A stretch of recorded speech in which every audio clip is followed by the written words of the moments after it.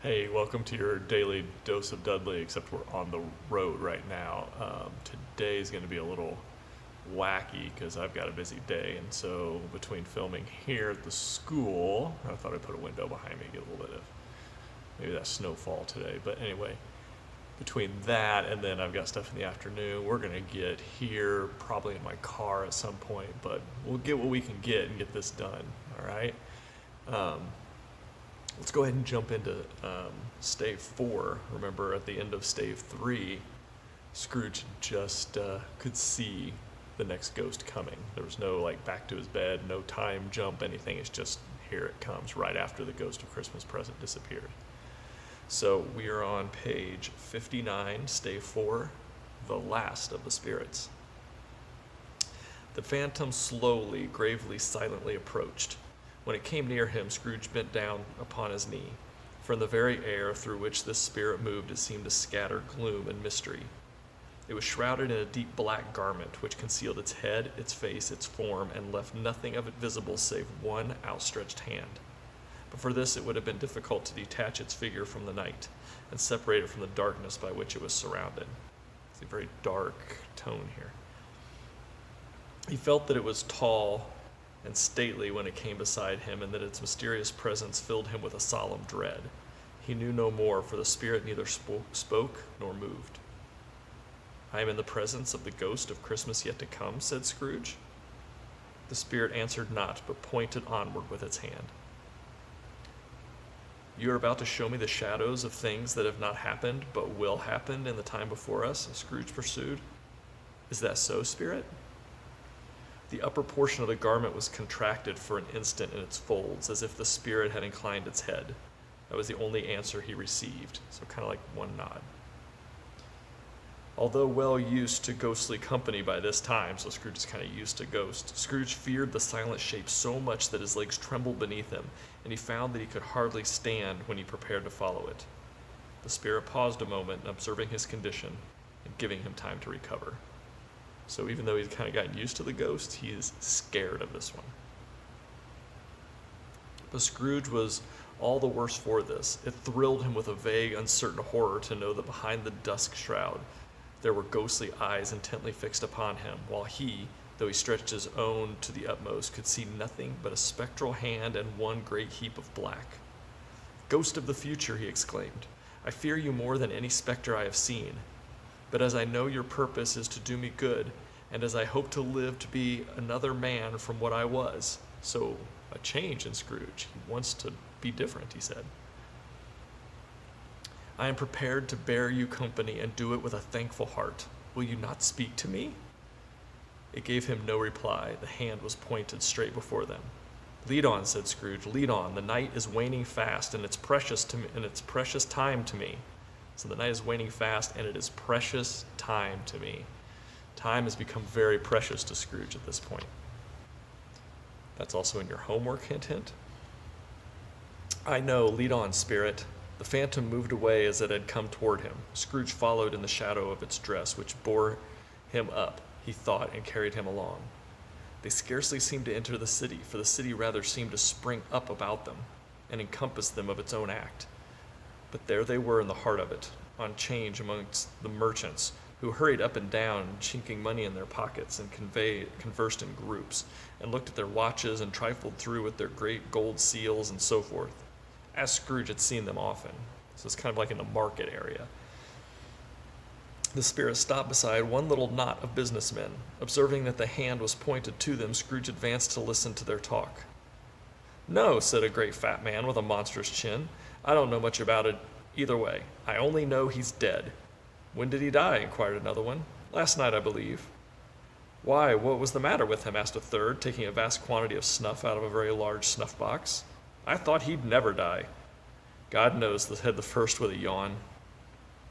"What has he done with his money?" asked a red-faced gentleman with a pendulous on the end of his nose that shook like gills of a turkey. "I haven't heard," said the man with the large chin, yawning again. "Left it to his company, perhaps?" "He hasn't left it to me, that's all I know." The pleasant leer was received with a general laugh. "It's likely to be a very cheap funeral," said the same speaker, "for upon my life I don't know of anybody to go to it." Suppose we make up a party and volunteer? I don't mind going if lunch is provided, observed the gentleman with the excellence on his nose, but I must be fed if I make one. Another laugh. Well, I'm the most disinterested among you. After all, said the first speaker, for I never wear black gloves and I never eat lunch, but I'll offer to go, if anybody else will. When I come to think of it, I'm not at all sure that I wasn't the most particular of his friends, for we used to stop and speak whenever we met. Bye-bye. Speakers and listeners strolled away and mixed with the other groups. Scrooge knew the men and looked toward the spirit for an explanation. The phantom glided on into a street. Its finger pointed to two persons meeting. Scrooge listened again, thinking the explanation might lie there. He knew these men also perfectly. They were men of business, very wealthy and of great importance. He had made a point of always standing well in their esteem, in a business point of view, that is, strictly in a business point of view. So he made sure that these men respected him as a businessman, but only as a businessman. How are you, said one. How are you, returned the other. Well, said the first, old Scratch got his own at last, hey? So I'm told, returned the second. Cold, isn't it? Seasonable for Christmas time. You're not a skater, I suppose. No, something else to think of. Good morning. Not another word. That was their meeting, their conversation, and their parting. Scrooge was at first inclined to be surprised that the spirit should attach importance to conversations apparently so trivial. So Scrooge is like, what are they talking about? Some guy died? Whatever. They don't seem to care. But feeling assured that they must have some hidden purpose, he set himself to consider what it was likely to be. They could scarcely be supposed to have any bearing on the death of Jacob, his old partner, for that was past, and the ghost province was the future. Nor could he think of anyone immediately connected with himself to whom he could apply them. But nothing doubting that to whomever they applied, they had some latent moral for his own improvement. He resolved to treasure up every word he heard, and everything he saw, and especially to observe the shadow of himself when it appeared. For he had an exception that the conduct of his future self would give him the clue he missed, and would render the solution of those riddles easy. He looked about in the very place for his own image, but another man stood in his accustomed corner, and though the clock pointed to its usual time of day for being there, he saw no likeness of himself among the multitudes that poured in through the porch. It gave him little surprise, however, for he had been revolving in his mind a change of life, and thought and hoped that his newborn resolution carried it out. So